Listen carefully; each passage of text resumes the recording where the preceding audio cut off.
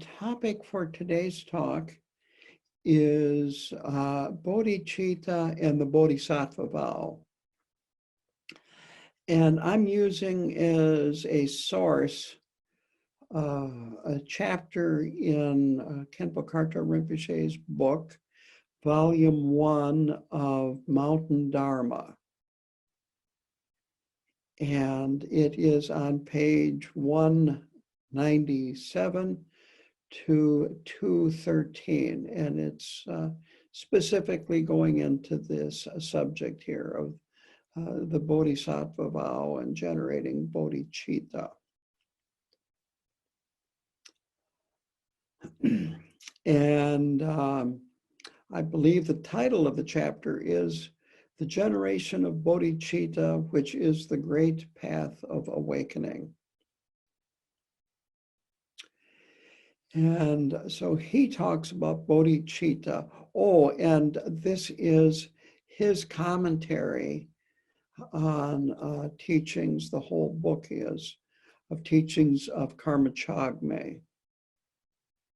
And Rinpoche has 4 volumes of his commentary on the teachings of Karma Chagme that were done while he was in retreat. The actual text was transcribed by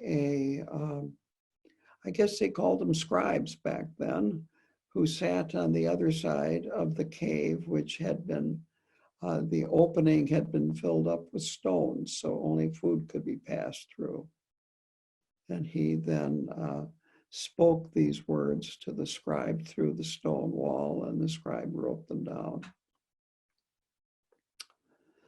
So Karma Chagme talks about Bodhichitta as being the substance of the path to awakening. And that's why it is called the Great Path. And that every Buddha that has attained Buddhahood in the past, that has attained Buddhahood in the present, and will attain it in the future, has done this through the generation of Bodhichitta. And again, Bodhi means awake, and Chitta means mind. So it is the mind of awakening, generating the mind of awakening. The Mahayana path starts with the Bodhisattva vow. And there are 2 types of Bodhisattva vows, or 2 forms. One is the tradition of extensive deeds. And this was passed from the Buddha to Maitreya, and then Maitreya passed it on to a Sangha, and a Sangha brought it to Tibet. This is an elaborate ceremony. I was once present at KTD when Khenpo Karthar Rinpoche gave this elaborate ceremony for Bodhisattva vows. And it was a 2-day ceremony. I don't know if he had ever done it before, but this was the first time that I had, and the only time that I had received this long form of the Bodhisattva vows. And it requires a lot of preparation, that you need to study the Mahayana teachings so that you know what you're getting into. You have to make extensive offerings to receive enough merit, or to accumulate enough merit so you can receive the vows. And by this time, I had already taken the short form Bodhisattva vows. And of course, I had taken refuge long ago, and I had even taken novice monk vows at this time. I may have even taken fully ordained monastic vows at this time too. I really have to check my notes on when I took it. So I had taken a lot of vows. And then, of course, I had done many Nyungne with the vows that are affiliated with the Nyungne too. So it's a preparation that can go on for years, actually. And the event is considered, to quote the word that was translated into English, momentous. Rinpoche used that word, momentous. Now, the other tradition is the tradition of the profound view. And this, the lineage is that the Buddha gave this to Manjushri, and Manjushri gave it to Nagarjuna. And this is the one that is usually given. I've been authorized to give Bodhisattva vows, and this would be the one that I would use to give Bodhisattva vows. And Rinpoche describes it this way, that Bodhicitta is seen as a seed that will survive in any soil. So anyone who, quote, sincerely wishes to generate it can participate.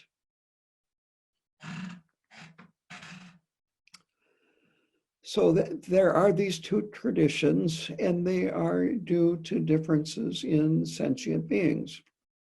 That some people like elaborate ceremonies, and they feel very inspired by them.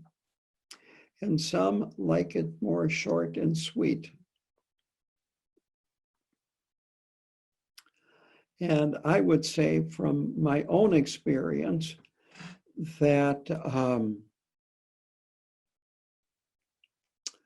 let's see, over 20 years went by between the time that I first took Bodhisattva vows and when I took this extensive deeds long form out at KTD. And I felt wonderful both times that I took the vows, the Bodhisattva vows. So if you ever get a chance to do the extensive deeds long form Bodhisattva vows, and you've already done the short form, I recommend it. It's a way of recommitting your Bodhisattva vows.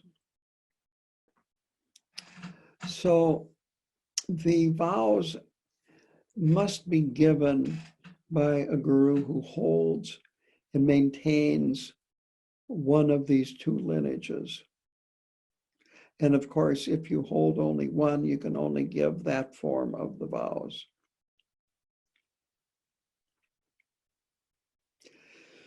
Now, once you have taken them, they're actually very difficult to keep pure, that we are engaged in slight violations all the time. And so we need to literally retake them every day. And whenever we do Chenrezi, our four-arm Chenrezi, or the 1,000-arm Chenrezi, Yungne practice, whenever we do White Tara, basically whenever we do almost any of the deity practices, there is a section towards the beginning where we take refuge in the Buddha, the Dharma, and the Sangha. And then we also generate Bodhichitta. So anytime we do any of these deity practices, we are actually renewing our Bodhisattva vows.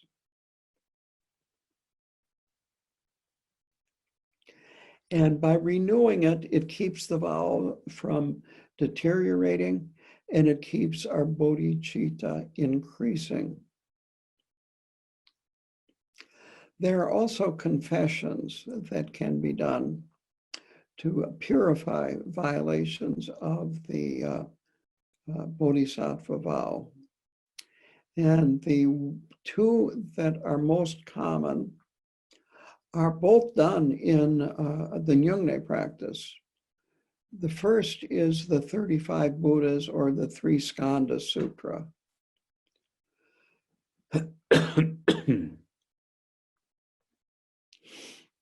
And this is an extensive prayer.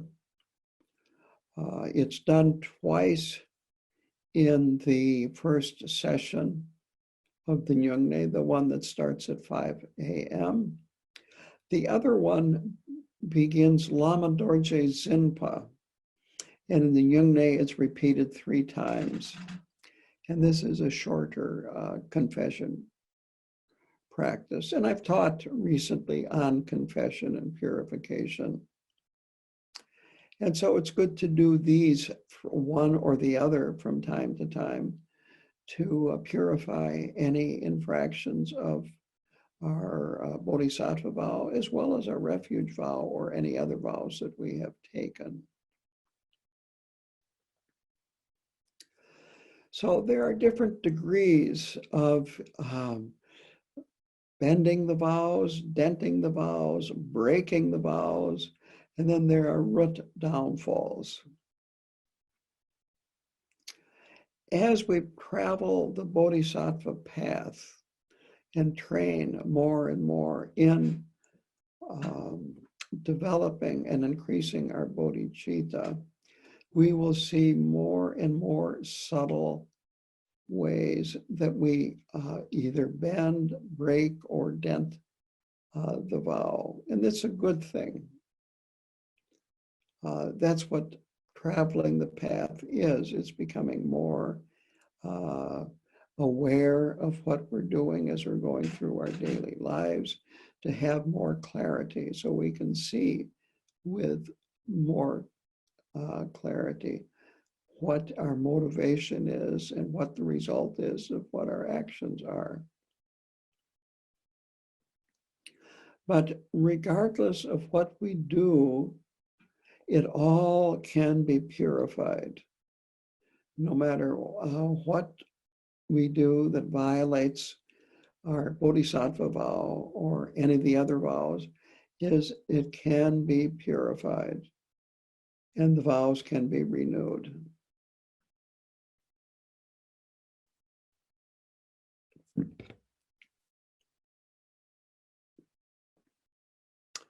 So having taken the vows, the Bodhisattva vows, this is, you have transformed yourself into a Bodhisattva in training. On page 200 of the book that I'm using, here is a quote: "Once you have generated Bodhicitta and become a child of the Buddha, it is certain that you will at some point attain Buddhahood." So having taken this vow, it then becomes certain that you will attain Buddhahood. You will escape from samsara at some point in the future. And he makes an interesting comparison to taking this vow and becoming a member of a child of the Buddha, comparing it with being born into a royal family. So you are a Bodhisattva in training, and if you were born into a royal family, you are a prince or a princess at birth. You don't have any power yet, but you have potential and are honored and respected for that potential. And it's the same way with a Bodhisattva in training, that we don't have the power of a fully realized Bodhisattva, but we have that potential. We've acknowledged it. We've acknowledged that we want to activate and grow that potential. And therefore we are worthy of respect and being honored.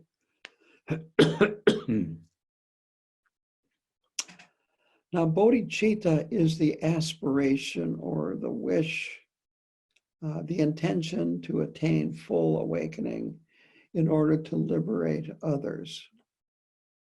I've talked about this recently in a number of different settings. One, the book, The Places That Scare You. And I gave a talk about Bodhichitta maybe a month or two ago.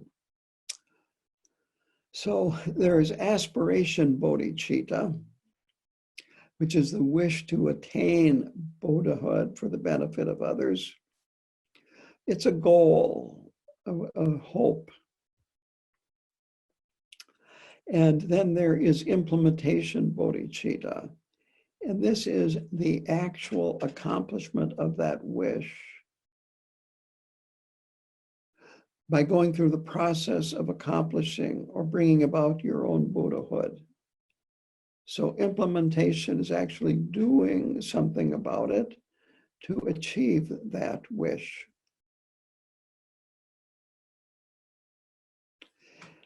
And on the Bodhisattva training path,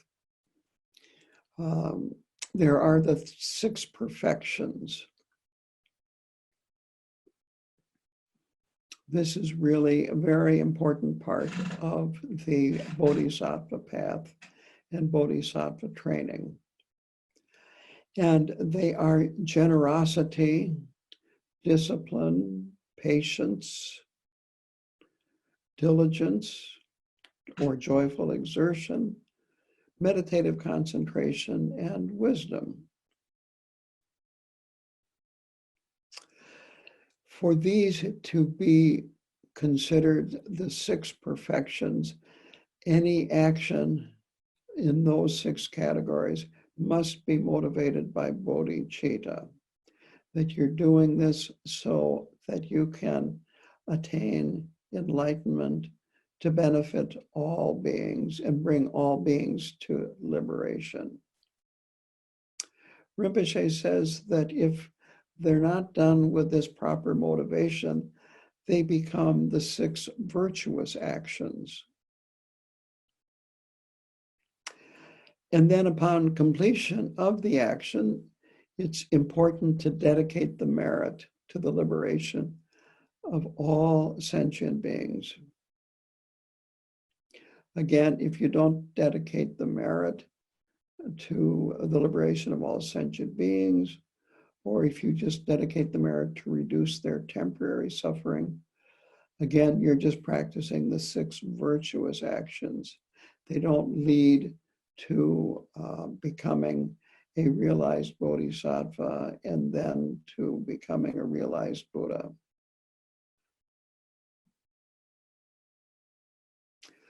Now, the actual words of the Bodhisattva vow come from Shantideva in his book, The Bodhisattva's Way of Life. And Rinpoche quotes here from the Nundro text. For those of you that have done Nundro or are doing Nundro, this will sound very familiar to you. So I will just read them here. Until I reach the essence of awakening, I take refuge in the Buddhas, and in the same way in the Dharma and the assembly of Bodhisattvas. And this is considered Mahayana refuge. Then it goes on, just as the Buddhas of the past have done, I generate the intention to attain supreme awakening for the benefit of all beings. And this is the generation of aspiration bodhicitta. To continue, and just as they have gone through all the stages of training of a bodhisattva, in the same way, I will go through all of those stages. So this is making a commitment to implementation bodhicitta.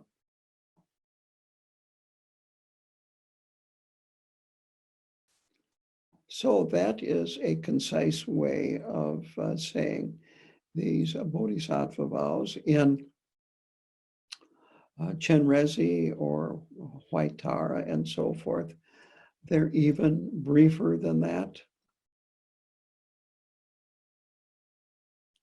So the commitments of the Bodhisattva are, first of all, to rejoice in all the virtue done by others, including bodhisattvas, arhats, ordinary beings. And this is a good point to understand and remember, that if it is a virtuous action and you sincerely rejoice in it, you accumulate the same merit as the person who did it. And a lot of times rejoicing is a lot easier than actually doing whatever the virtuous action was. So it's really good to rejoice in the merit that other beings have accumulated and the virtuous actions that other beings have done. And there are many different 7-branch prayers that we do. There is, but this is one of the branches of a 7-branch prayer, and that is rejoicing in the merit of others. On the other hand, if it's some non-virtuous action that another person has done, if we rejoice in it, we accumulate the same negative karma as if we had done it.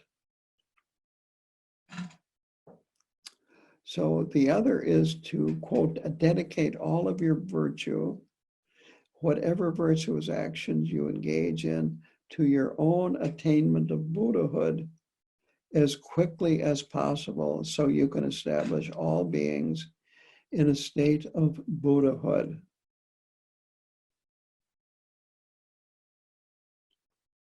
So this includes all of the commitments in the vow, Rinpoche says. This is a little different than what I have read in other places, but this is what Rinpoche says in his Mountain Dharma, Volume 1. Then he goes into the 3 types of aspirational bodhicitta.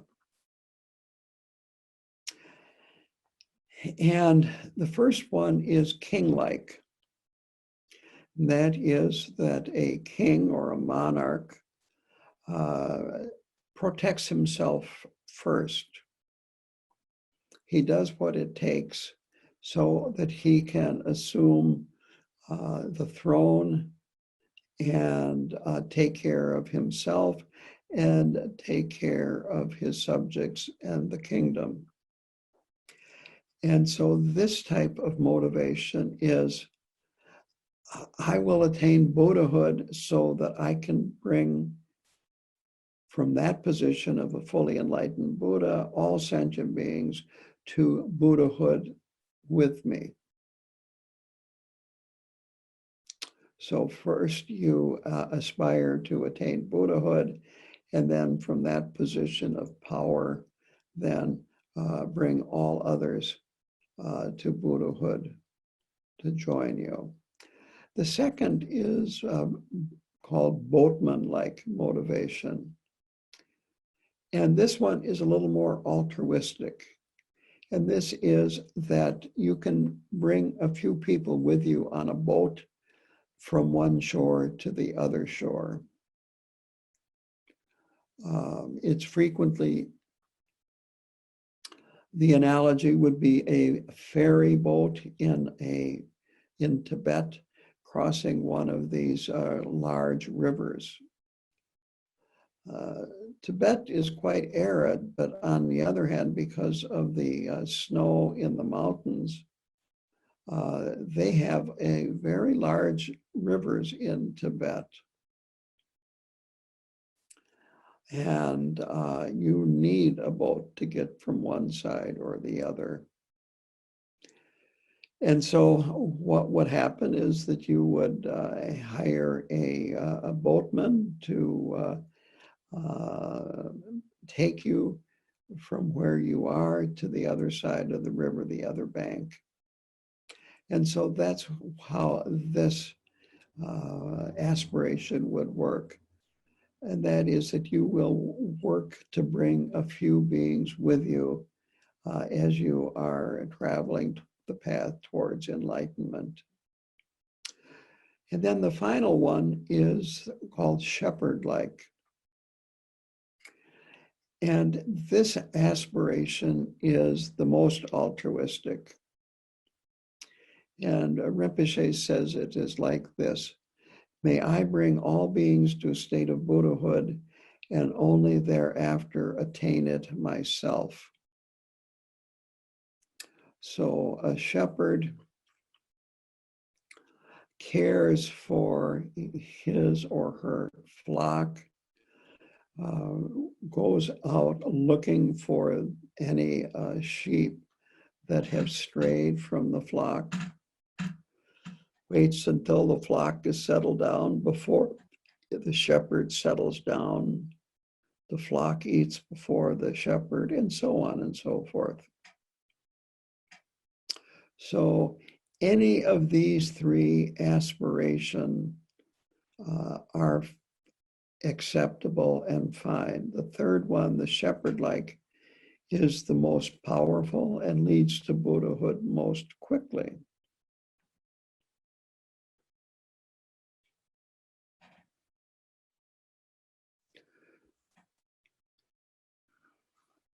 So as I said earlier, that implementation, Bodhicitta, is training in the 6 perfections.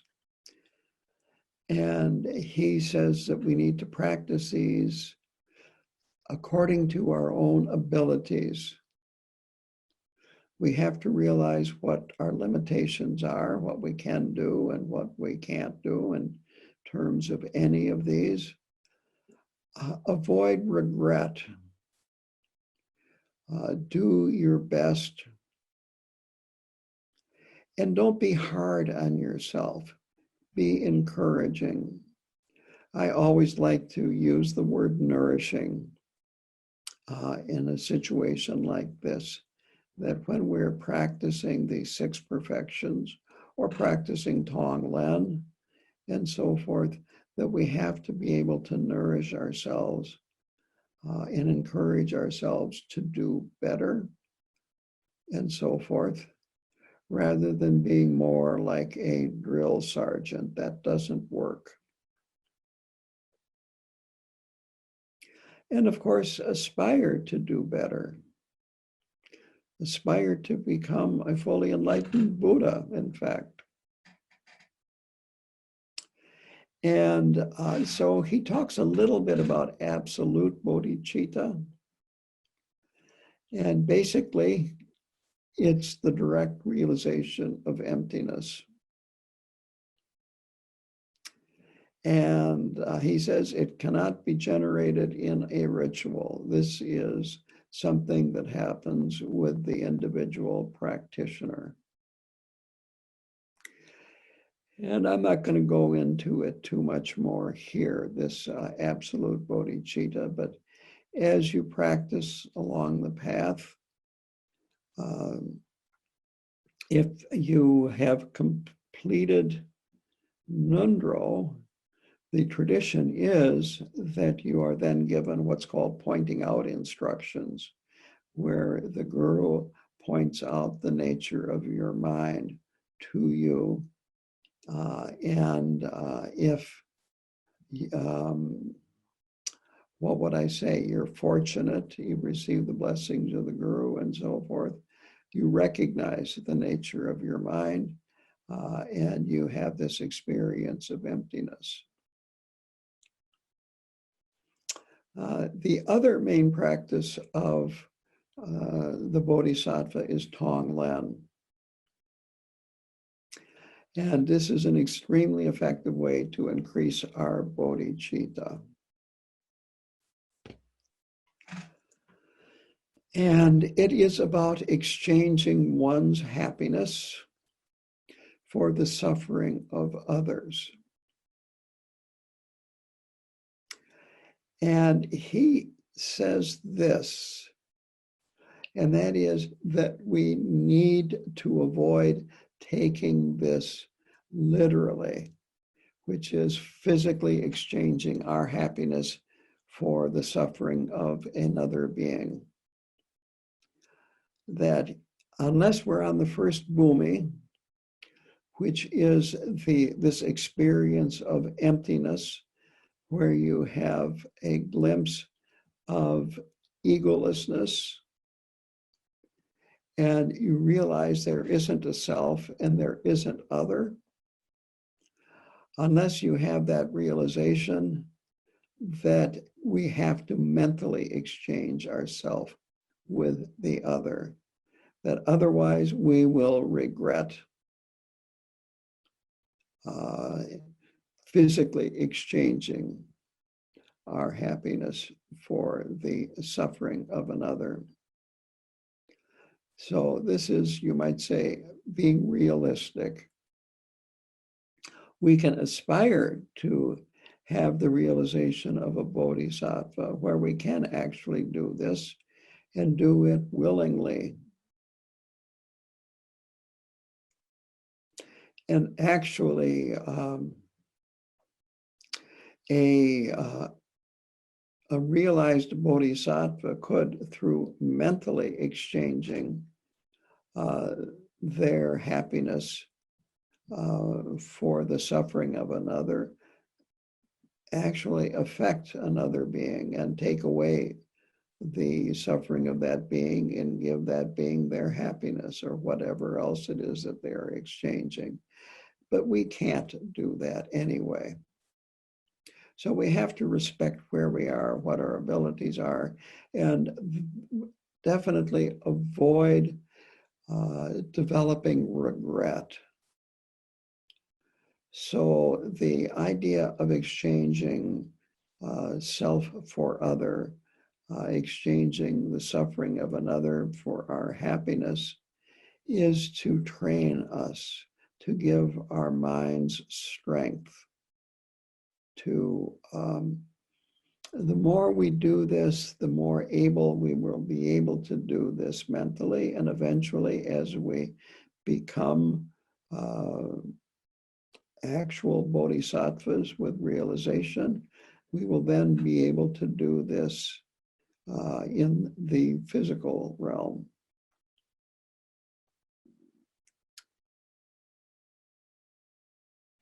And Rinpoche says that actually that by developing this intention to exchange yourself for others, you gain as much benefit as you would if you actually did it.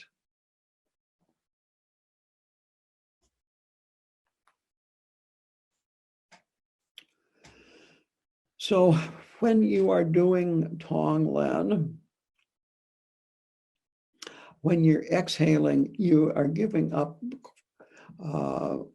all the causes of your happiness and your happiness to the person that you are visualizing in front of you.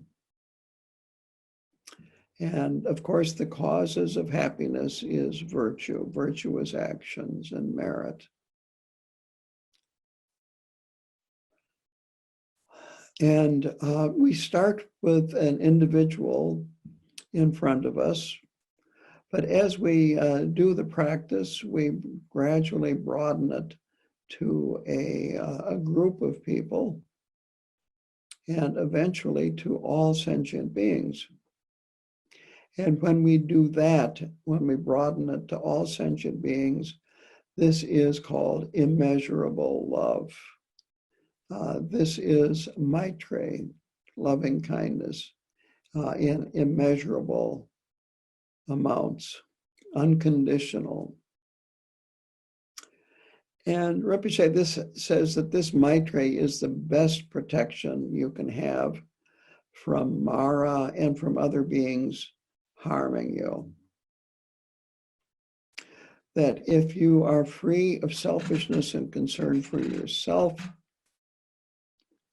you become impervious to the aggression of others. And on top of that, you will attain Buddhahood quickly, and you will be reborn with an altruistic mind as a practicing bodhisattva in, quote, a very powerful position where you can help. So when you're breathing in with the tonglen, you think that all the causes of suffering and the suffering of beings, again, starting with an individual being in front of you, is pulled out of them and dissolves into you. The causes, of course, of suffering are wrongdoing and obscurations. And the suffering that we are pulling out with them is the result of these two. And so think that beings are permanently free of the causes and the resultant suffering. And so this is the way to develop immeasurable, boundless compassion towards all equally. And this too is important to develop if we are going to attain Buddhahood. This seed of compassion is always there. All we have to do is cultivate that seed. That the common analogy is that a seed needs certain conditions to grow and thrive. And so we need to water that seed. We need to fertilize it, perhaps use some manure, composted manure, sunlight, weeding, and so forth, so that the conditions are best for that seed to grow. In a nutshell, we need to nurture that seed and then that seedling when it sprouts. So to sum this up, bodhicitta is extremely important. It's the basis of becoming a bodhisattva. And bodhisattvas are the basis of becoming a Buddha.